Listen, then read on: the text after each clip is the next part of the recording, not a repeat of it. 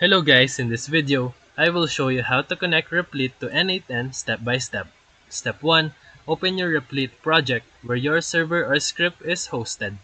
Make sure that your project includes a publicly accessible URL. You can use Replit's web view or enable HTTPS endpoint. Step 2.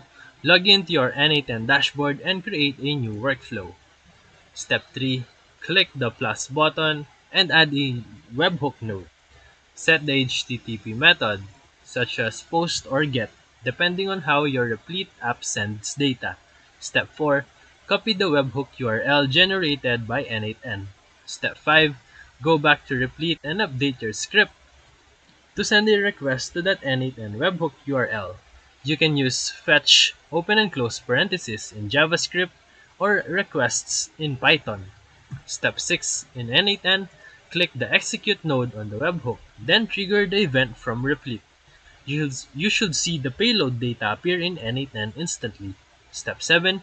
Continue your workflow in N8N by adding the nodes like HTTP function or Google Sheets, depending on your automation needs. And now, your Replit project is successfully connected to your N8N.